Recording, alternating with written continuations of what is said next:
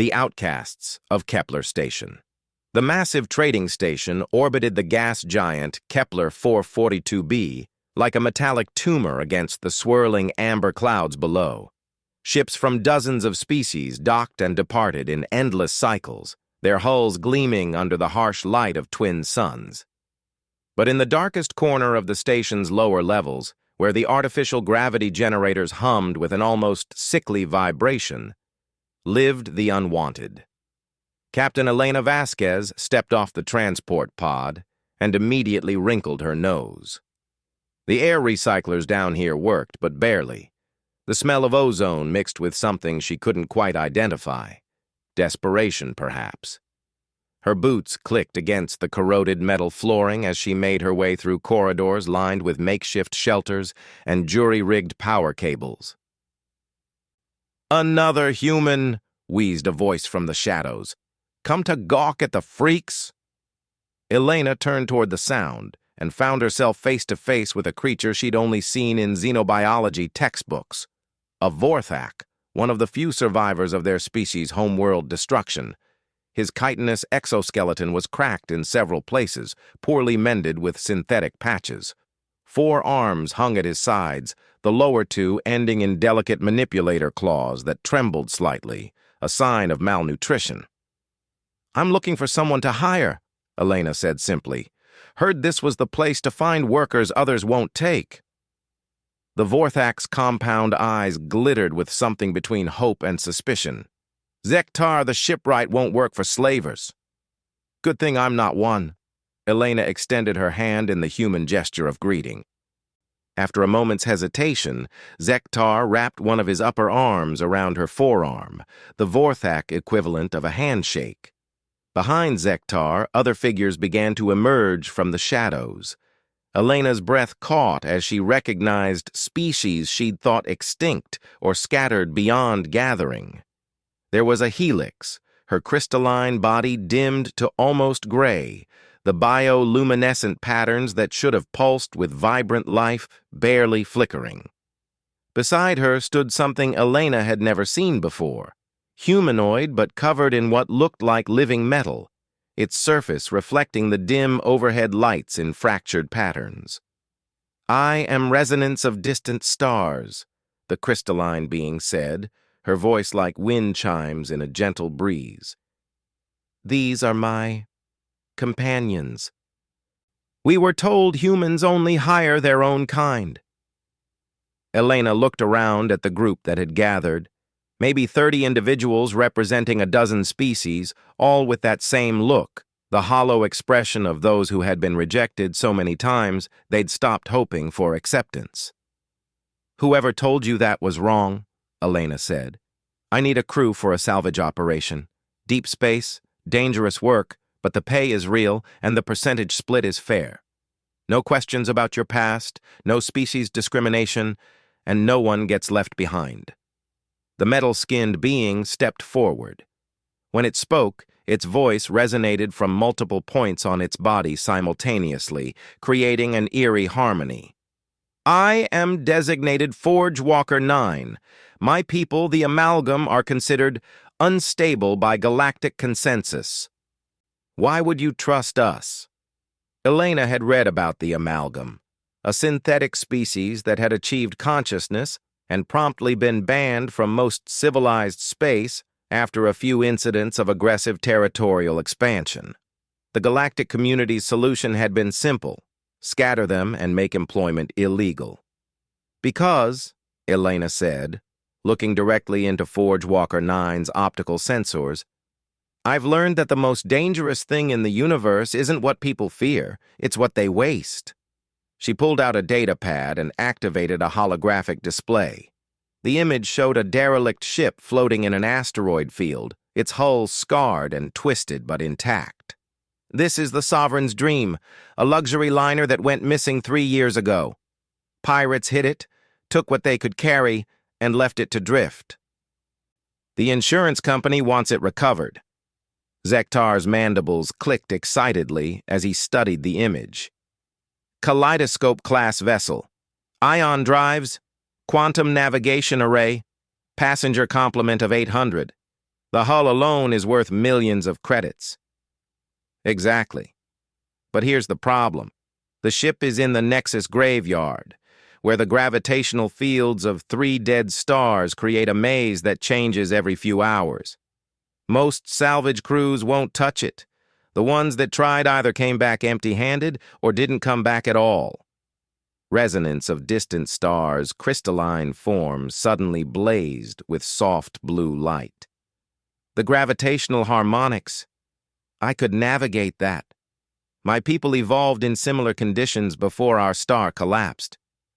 And I could rebuild the ship's systems once we're aboard, added Zektar. Vorthak engineering techniques are considered unorthodox, but effective. Elena smiled. This was exactly what she'd hoped for. What about the rest of you? What skills are you bringing to the table? What followed was an hour of revelations. The small group contained a whisper, one of the telepathic species banned from most stations after accusations of mind reading, who could detect life signs and emotional states across vast distances. There was a pair of drift spawn, beings who could survive in hard vacuum for short periods and had an intuitive understanding of zero-gravity mechanics. A young Kithara, barely past adolescence, whose species' natural ability to interface directly with computer systems had made them feared as potential hackers. Each had a story of rejection, of being turned away from jobs simply because of their species, their appearance, or the prejudices of a galaxy that preferred the familiar to the capable. Here's how this works, Elena said when the introductions were complete. We pool our skills, we watch each other's backs, and we split the profits equally among all crew members. No rank structure based on species, no special privileges. You prove yourself through work, not genetics. Forge Walker 9's optical sensors focused on her intently. And if we encounter others who object to our presence? Elena's expression hardened. Then they'll learn that humans have a very simple philosophy. Judge us by our actions, not our associates. Anyone who wants to start trouble with my crew will be finishing it with me. The next few days were a whirlwind of preparation. Elena's ship, the Wanderer's Hope, was a modified courier vessel, fast, maneuverable, and equipped with the kind of sensors and defensive systems that asked no questions about their intended use. As her new crew moved aboard and began integrating their equipment, she watched species work together that had probably never shared the same space outside of this station.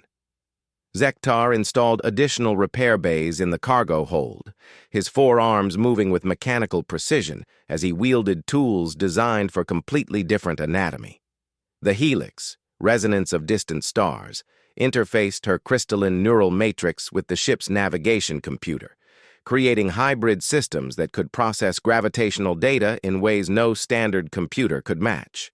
The Whisper, who gave his name as Silent Thunder on Water, established a meditation chamber where he could extend his telepathic senses beyond the ship's hull. The Drift Spawn twins, Voidwalker and Star Swimmer, began modifying the EVA suits to accommodate their unique physiology.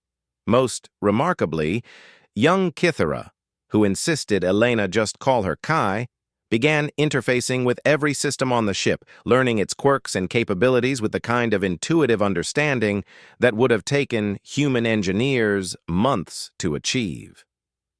Captain, Kai said on the 3rd day, her biomechanical implants glowing softly as she communicated directly with the ship's computers. I've found some irregularities in our documentation. Elena looked up from the supply manifest she'd been reviewing. What kind of irregularities? Our salvage permit is legitimate, but there are several bounties posted for anyone bringing back information about the Sovereign's dream. Not official bounties, private ones. Someone really doesn't want that ship recovered. Elena felt the familiar tingle of intuition that had kept her alive through a dozen dangerous missions. Any idea who? The payments are routed through shell companies, but I can trace them if you want. It'll take time, and we'll need to hack some systems that won't appreciate the attention. Do it, but carefully. If someone's willing to pay bounties to keep that ship lost, there's more to this job than a simple salvage operation. That evening, Elena found herself in the ship's small common area with most of her crew. They'd been together less than a week. But already she could see the beginnings of something she'd rarely witnessed, genuine cooperation between species that had every reason to distrust each other. Zektar was showing Forge Walker 9 some Vorthak engineering techniques. Their different approaches to problem-solving, creating hybrid solutions, neither could have achieved alone. The Driftspawn twins were playing some kind of zero-gravity game with Kai, their movements creating a complex three-dimensional dance that was beautiful to watch. Resonance of distant stars sat slightly apart, her crystalline form pulsing with gentle light as she processed navigational data. But Elena noticed that Silent Thunder on Water had positioned himself where his telepathic senses could include her in the group's emotional harmony, a subtle kindness that spoke to the whisper's true nature. "Captain," Resonance said without looking up from her calculations, "I must ask why you are doing this. Your species has achieved significant success in galactic society. You could have your choice of crews from established, respected species. Why risk your reputation on outcasts and exiles?" Elena was quiet for a long moment, thinking about how to answer. Finally, she said, "About 5 years ago, I was on a station called New Geneva when the life support systems failed. Emergency teams from a dozen species responded, but they all worked separately, duplicating each other's efforts and getting in each other's way. People were dying while they sorted out jurisdiction and protocols." She paused, remembering the chaos and fear of those hours. Then this kid, human kid, maybe 16, started coordinating them. Not giving orders, just translating. He spoke a little bit of everyone's language, understood how their different technologies worked, and, most importantly, he didn't care about protocols. He just wanted to save lives. "What happened?" asked Kai, her young voice curious. "They saved the station. All of them, working together as a real team for the first time in their careers. And I realized something that day. Humans aren't special because we're stronger or smarter or more advanced than anyone else. We're special because we're willing to see potential where others see problems." Elena looked around at her crew, this collection of rejects and outcasts that others had deemed unsuitable for employment.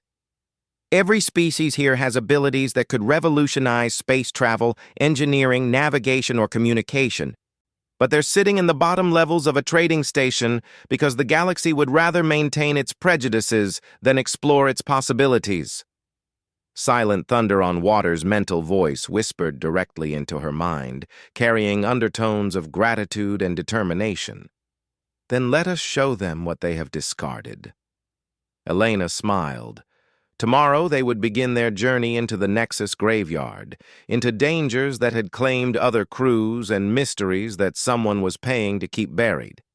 But tonight, watching her crew work together with growing trust and cooperation, she felt something she hadn't experienced in years. Hope, not just for the success of their mission, but for the possibility that they were creating something entirely new, a template for what the galaxy could become if it learned to value capability over conformity, potential over prejudice. The Wanderer's Hope would launch in 12 hours, carrying a crew that no one else wanted toward a prize that everyone else had given up on. And Elena Vasquez, human captain of outcasts and rejects, couldn't wait to prove the galaxy wrong. Into the Nexus graveyard. The Nexus graveyard stretched before them like a three-dimensional maze of death and twisted space-time. Where 3 massive stars had once burned bright, now only their collapsed cores remained. Neutron stars spinning at impossible speeds, their gravitational fields weaving patterns that shifted and changed with each rotation. Between them floated the debris of 1,000 ships that had misjudged the danger, their hulls twisted into impossible shapes by tidal forces that could stretch metal like putty. Elena stood on the bridge of the Wanderer's Hope, watching the main view screen display a constantly updating map of the gravitational anomalies ahead. Beside her, resonance of distant stars had interfaced her crystalline neural matrix directly with the navigation computer, her entire body pulsing with rapid calculations as she processed the chaotic data. "The harmonics are beautiful," Resonance whispered, her voice carrying overtones of wonder and terror. "Like a song written by mad gods. The gravitational waves create standing patterns, but they shift every 4.7 hours as the neutron star's rotation cycles align differently." Kai looked up from her workstation, biomechanical implants glowing as she processed information directly from the ship's sensors. "I'm detecting 17 previous salvage attempts. Most of them never made it past the outer boundary. The ones that did—" She paused, her young features troubled. "Their hull stress patterns suggest they were compressed to about 1/10 normal size before the gravity tore them apart." "Cheerful," muttered Void Walker from his position at the environmental controls. The drift spawn's natural immunity to hard vacuum made him the perfect choice for monitoring life support systems that might face sudden catastrophic failure. Elena felt the familiar knot of tension in her stomach that came before every dangerous operation. But looking around at her crew, she also felt something else: confidence. In the week since they'd left Kepler Station, she'd watched these rejected outcasts transform from a collection of desperate individuals into a team that functioned with almost telepathic coordination. "Silent Thunder, what are you picking up from the target area?" she asked. The Whisper sat motionless in his meditation chair, his telepathic senses extended far beyond the ship's hull. When he spoke, his mental voice carried undertones of unease. Death. Old death. From the ships that came before us. But also something else. Something that feels like waiting. Patient. Intelligent waiting. "Survivors?" Elena asked. "Unknown." The psychic resonance is too distant and too strange to interpret clearly. But, Captain, there is something aboard that derelict ship that is very much alive. Forge Walker 9's multiple voices harmonized as he spoke from the engineering console. "Sensor analysis confirms unusual energy readings from the target vessel. Power signatures do not match standard emergency life support. Something is generating significant amounts of energy aboard the Sovereign's Dream." Elena considered this information while studying the tactical display. The luxury liner was deep in the graveyard's heart, where the gravitational fields were strongest and most unpredictable. It would take perfect timing and flawless navigation to reach it without being torn apart. "Zektar, how are our hull reinforcements holding up?" The Vorthak's forearms moved across his engineering controls with mechanical precision. "Structural integrity at optimal levels. The additional bracing we installed will withstand gravitational stress up to 127% of normal loads. Beyond that," his mandibles clicked nervously. "Beyond that, we become another debris field. Resonance, can you get us through?" The Helix's crystalline form blazed with intense blue light as she processed the navigational challenges ahead. "Yes. But the window for each course correction is measured in seconds. One mistake, one moment of hesitation, and the gravity wells will capture us permanently." Elena nodded. "Then we don't make mistakes. All stations, prepare for gravitational anomaly navigation." "We're going in." The next 2 hours tested every system on the ship and every nerve in her crew. Resonance called out course corrections with mathematical precision, while Kai rerouted power to compensators and stabilizers faster than human reflexes could have managed. The drift-spawn twins monitored hull stress in real time, their species' intuitive understanding of spatial mechanics allowing them to predict weak points before they became catastrophic failures. Through it all, Silent Thunder on Water maintained his telepathic watch, his mental voice providing warnings about gravitational anomalies that sensors couldn't detect until too late.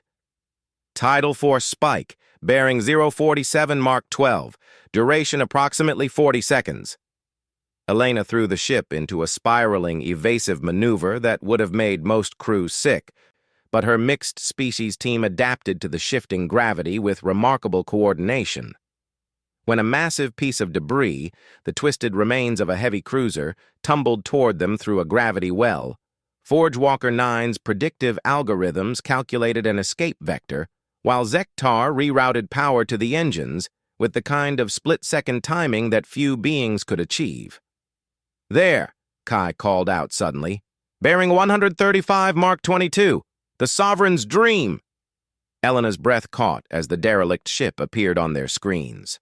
The luxury liner was massive, over a kilometer long and designed to carry wealthy passengers in comfort through the galaxy's most exotic destinations. But 3 years of drifting through the graveyard had taken their toll. The hull was scarred and pitted. Several sections had been torn away entirely. And the once elegant superstructure was twisted into something almost organic-looking. "Life signs?" Elena asked. Silent Thunder on Water was quiet for a long moment before responding. "Yes, concentrated in the central sections. But, Captain, what I'm detecting doesn't feel entirely natural." "Explain." "The mental patterns are wrong, too organized, too focused for survivors who have been trapped for 3 years. And there's something else. They know we're here. They've been watching our approach." Elena felt ice form in her stomach. "Hostile? Unknown. The emotions I'm detecting are complex. Fear, yes, but also hope, desperation. And underneath it all, something that feels like purpose." She made the decision that would define the next phase of their mission. "We're going aboard. Zektar, begin docking procedures. Everyone else, prepare for EVA operations. We don't know what we're walking into, so we go in prepared for anything." The docking process was delicate work, made more dangerous by the constantly shifting gravitational fields. Zektar's engineering skills proved invaluable as he manually adjusted their approach vector dozens of times, compensating for tidal forces that would have made automatic docking impossible. When the airlocks finally sealed with a satisfying clunk, Elena gathered her crew in the cargo bay. The EVA suits had been modified to accommodate the various physiologies represented in her team. Resonance of distant stars' crystalline form required specialized life support, while the drift-spawn twins needed suits that could interface with their natural vacuum adaptation abilities. "Remember," Elena said as they performed final equipment checks, "we're not just here to salvage cargo. Someone's been paying bounties to keep this ship lost, and now we know there are survivors aboard. Our primary mission is to get those people out safely. Everything else is secondary." Forge Walker 9's optical sensors focused on her. "And if the survivors are not entirely human, if they represent species that others might consider problematic?" Elena smiled grimly. "Then they'll fit right in with the rest of us." The airlock cycled, and Elena led her team into the darkened corridors of the Sovereign's Dream. Emergency lighting cast eerie shadows on the walls, and the air recycling systems wheezed with the strain of keeping minimal life support running on backup power for 3 years. Their footsteps echoed strangely in the artificial gravity, and Elena noticed that several of her crew were detecting things that human senses missed entirely. Kai's cybernetic implants were interfacing with the ship's damaged computer systems, extracting data from corrupted memory cores. Resonance of distant stars was reading gravitational microvariations that revealed structural damage throughout the vessel. "This way," Silent Thunder on Water said, his mental voice guiding them toward the life signs he was detecting. "Central section, Deck 12. They're waiting for us." As they moved deeper into the ship, Elena began to notice signs of long-term habitation. Makeshift shelters had been constructed from passenger cabin furniture. Hydroponic gardens had been established in what used to be luxury dining areas, growing plants that looked like they belonged to several different worlds. "Captain," Kai whispered, her voice tight with surprise, "I'm accessing the ship's logs. The passenger manifest shows 847 beings from 14 different species, but according to the final entries, only about 30 survived the initial pirate attack. What happened to the others?" "Unknown. The logs are corrupted after the attack, but there are references to changes, adaptations, something about evolutionary necessity, and symbiotic survival." They reached Deck 12, and Elena found herself standing before a set of sealed blast doors that had been reinforced with materials salvaged from throughout the ship. As they approached, the doors began to cycle open with a hiss of escaping air. What they found inside would stay with Elena for the rest of her life. The central compartment had been transformed into something between a greenhouse and a laboratory. Transparent tubes filled with glowing liquid connected dozens of individual chambers, each containing a different species in some form of suspended animation. But these weren't the passengers from the manifest. They were something new. At the center of it all stood a figure that Elena initially thought was human. But as it turned toward them, she saw the telltale signs of biological modification. Skin that shifted color slightly in response to emotion, eyes that reflected light like a cat's, and when it spoke, its voice carried harmonics that suggested modified vocal cords. "Welcome," the figure said, and Elena realized it was speaking in perfect standard Galactic despite no visible translation equipment. "We have been waiting for you, Captain Vasquez. We have much to show you before the others arrive." "Others?" Elena asked, her hand moving instinctively toward her sidearm. "The ships that have been following you since you left Kepler Station. The ones whose owners paid those bounties to keep this vessel lost. They will be here within 6 hours. Elena felt her crew tense around her, but she forced herself to remain calm. "Who are you? What happened to the passengers of this ship?" The figure smiled, and Elena saw that its teeth had been replaced with something that looked more like precision instruments. "We are what your species would call an evolutionary experiment. When the pirates attacked, we faced a choice: die as separate species or live as something entirely new. We chose life." Behind the figure, the beings in the transparent chambers began to stir, and Elena realized they weren't in suspended animation at all. They were connected, sharing resources, knowledge, even consciousness through the network of glowing tubes. "We have learned much in our time here," the figure continued, "about cooperation, about the potential that exists when species boundaries become flexible. But we have also learned that the galaxy is not ready for what we have become. Those who hired the bounty hunters feared change more than death." Silent thunder on water's mental voice whispered urgently in Elena's mind. "Captain, they are not hostile, but they are desperate. They believe you represent their only chance for survival." Elena looked around at this impossible fusion of species and technology, at beings who had literally evolved beyond the boundaries that kept the galaxy divided into competing factions. And she realized that for the second time in her career, she was witnessing what the future could look like, if anyone was brave enough to embrace it. "Tell me what you need," she said. "What others couldn't see." The figure who had greeted them led Elena and her crew deeper into the transformed heart of the Sovereign's dream. As they walked, Elena began to understand the true scope of what had happened aboard the luxury liner. This wasn't just survival, it was evolution in real time. "My name was Marcus Chen," the figure explained as they moved through corridors lined with organic-looking growth. "I was the ship's xenobiologist before the attack. When we realized rescue wasn't coming, we faced a simple choice: maintain our species' boundaries and die separately, or blur those boundaries and live as something new. Elena watched as the walls themselves seemed to pulse with a faint bioluminescence. How many of you are there?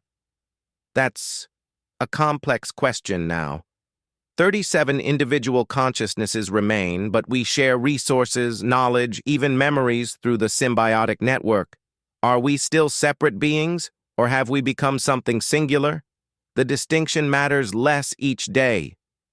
Kai was interfacing directly with the ship's modified systems, her cybernetic implants glowing with rapid data processing. Captain, the technology here is incredible. They've integrated biological systems with quantum computing matrices. The processing power available to their collective consciousness must be enormous. Zektar's mandibles clicked with professional admiration as he examined the organic conduits that had replaced much of the ship's mechanical infrastructure. Vorthak engineering principles, but taken to logical extremes we never imagined. Living systems that repair themselves, adapt to damage, even anticipate problems before they occur. Elena felt a growing sense of urgency. If Chen was right about pursuit ships arriving within 6 hours, they needed to understand the situation quickly. You said others were following us. Who and why do they want to keep you hidden? Chen's expression darkened, his skin shifting to deeper hues that Elena realized indicated emotional states. The Hegemony Council.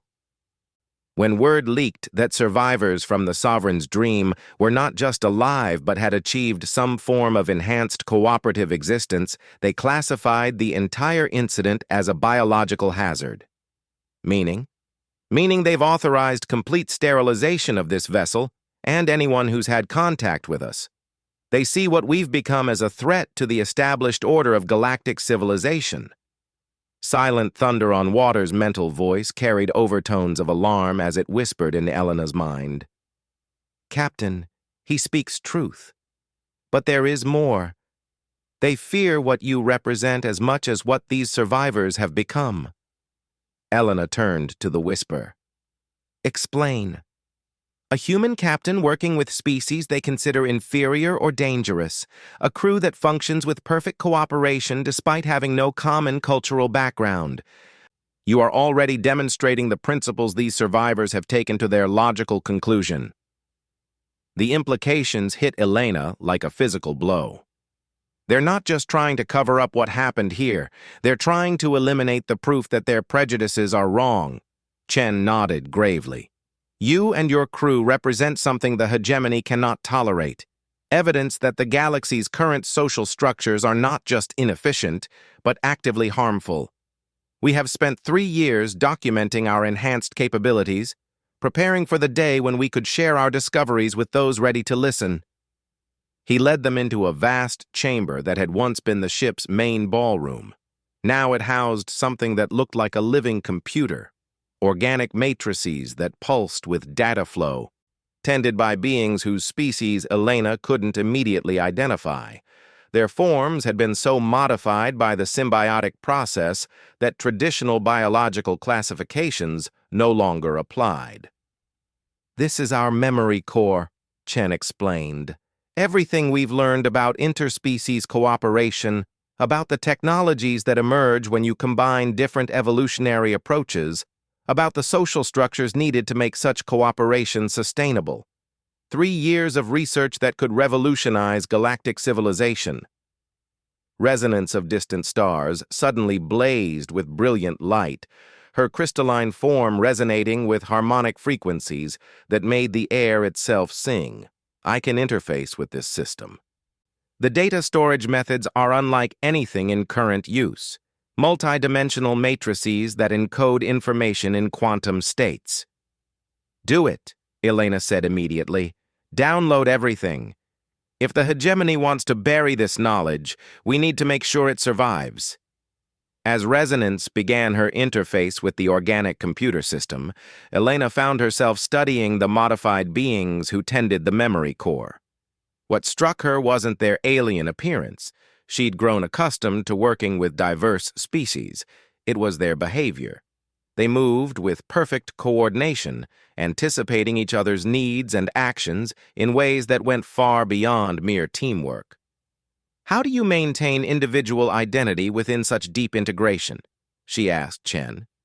His smile was genuinely warm, despite the inhuman modifications to his features. "The same way your crew does, Captain, by choosing cooperation over competition, by valuing the group's success over personal advancement, by recognizing that diversity of thought and capability makes the whole stronger than its parts." Elena realized he was right. Her crew of outcasts and rejects had developed many of the same cooperative behaviors just through trust and mutual respect, rather than biological integration. "Captain!" Kai called out suddenly from where she was monitoring the ship's external sensors. "Multiple contacts approaching at high speed. Configuration matches hegemony military vessels." Elena felt the familiar adrenaline surge of impending combat, but forced herself to think strategically. "How long until they arrive?" 43 minutes.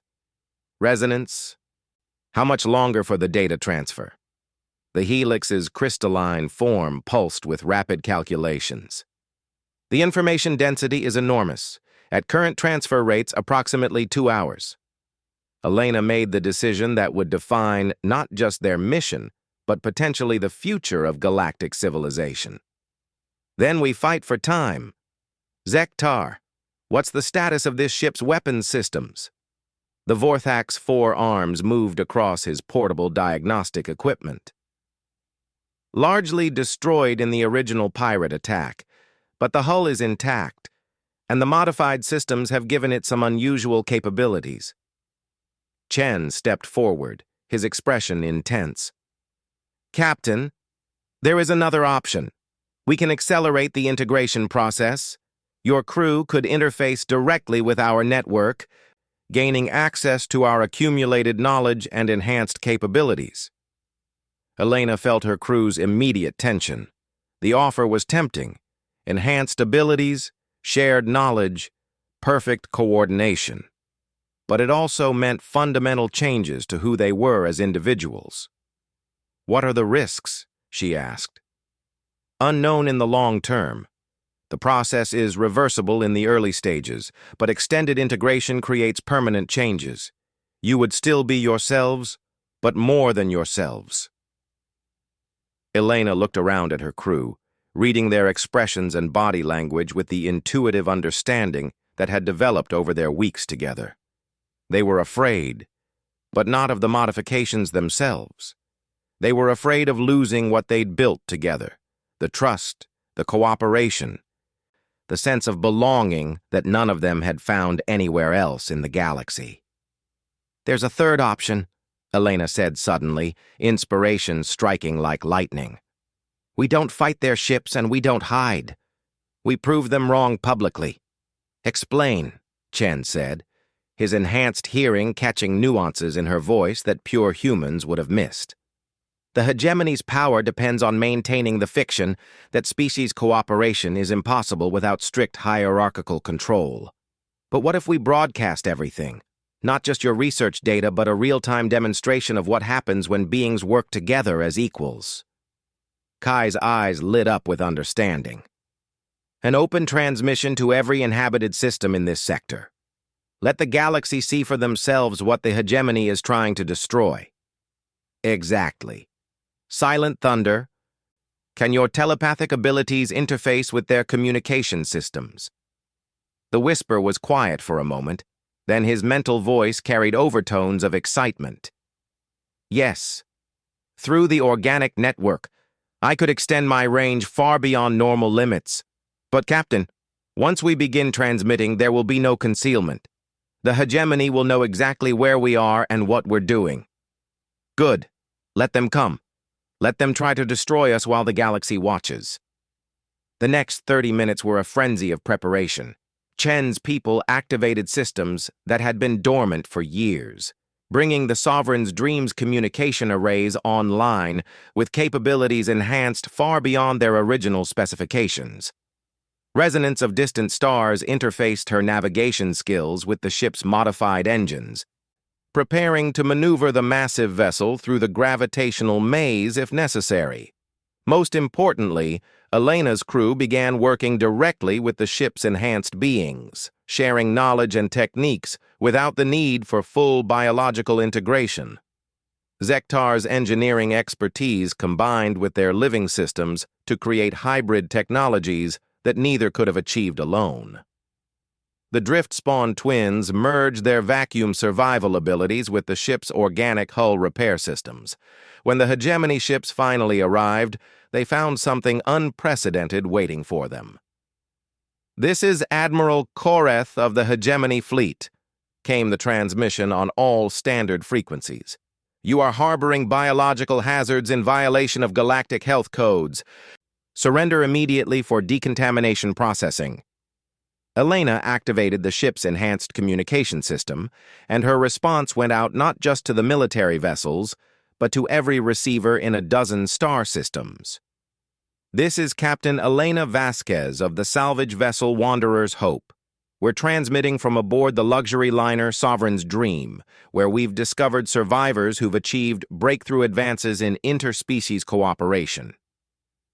On screens throughout the galaxy, beings watched as Elena's cameras showed the organic computer systems, the enhanced beings working in perfect harmony, the technologies that emerged when different species combined their unique capabilities instead of competing with them. "These people aren't biological hazards," Elena continued, aware that her words were being heard by billions. "They're proof that the barriers we maintain between species aren't natural law. They're artificial constructs that prevent us from reaching our full potential." Admiral Koreth's response was predictably hostile. "You are interfering with legitimate military operations. Stand down immediately or face the consequences." Elena smiled, feeling the support of her crew around her and the enhanced beings they'd learned to work with. "The only consequences here will be for anyone who tries to destroy knowledge that could benefit the entire galaxy. We're prepared to defend these people and their discoveries."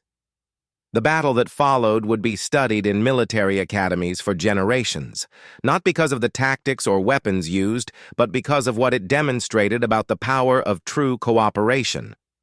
The Sovereign's Dream, enhanced by its living systems and crewed by beings who functioned as a seamless unit, proved capable of maneuvers that should have been impossible for a ship of its size. Elena's mixed-species crew provided capabilities that no single-species team could have matched, while the ship's enhanced beings shared their 3 years of accumulated knowledge in real time. When the first hegemony destroyer fired its weapons, targeting systems that should have guaranteed a direct hit instead watched their shots curve away as resonance of distant stars used her understanding of gravitational fields to bend space around the ship. When fighters attempted to close for attack runs, they found their targeting computers compromised by Kai's direct neural interface with their systems. But the real victory wasn't military, it was social. Across the galaxy, beings watched as Elena's crew and the Sovereign's Dream survivors demonstrated cooperation so perfect, so obviously beneficial, that the hegemony's justifications for maintaining species barriers crumbled in real time. "Admiral," Elena broadcast as the hegemony ships found themselves outmaneuvered and outthought at every turn, "your people are watching this battle. They're seeing what's possible when we work together instead of maintaining artificial divisions. How long do you think they'll continue supporting policies that prevent this kind of advancement?" The answer came not from Admiral Koreth, but from transmissions flooding in from across the galaxy, ships' crews refusing orders to fire on the survivors, station administrators demanding explanations for the hegemony's actions. Entire worlds declaring their intention to experiment with enhanced interspecies cooperation. The revolution Elena had accidentally started wasn't being fought with weapons. It was being won with proof. "This is Admiral Koreth," came the final transmission from the military fleet. "All ships, stand down. Return to base for reassessment of operational parameters." As the hegemony vessels departed, Elena stood on the bridge of the Sovereign's dream, surrounded by her crew and the enhanced beings who had become more than the sum of their parts. Through the view screen, she could see the Wanderer's Hope docked to the larger vessel, no longer just her ship, but the flagship of a movement that would reshape galactic civilization. "What happens now?" Chen asked, his modified features showing cautious optimism. Elena smiled. Thinking of all the species across the galaxy who had been told they weren't good enough, smart enough, or trustworthy enough to participate fully in galactic society. "Now we go home. But first we have some recruiting to do. There are a lot of people out there who've been waiting their whole lives for someone to see what they're really capable of." Months later, Elena would establish the first truly integrated space station, where beings from hundreds of species work together as equals. The technologies that emerged from their cooperation would revolutionize everything from interstellar travel to planetary ecology. The social structures they developed would become models for governance systems throughout the galaxy. But none of that mattered as much as the simple truth she'd discovered among the outcasts of Kepler Station and proven in the depths of the Nexus graveyard, that the most dangerous thing in the universe wasn't what people feared, but what they wasted. And the most powerful force in existence wasn't any weapon or technology, but the willingness to see potential where others saw only problems. In a galaxy that had spent millennia dividing itself into competing factions, Elena Vasquez and her crew of unwanted misfits had discovered something revolutionary. The future belonged not to any single species, but to those brave enough to become more than the sum of their parts.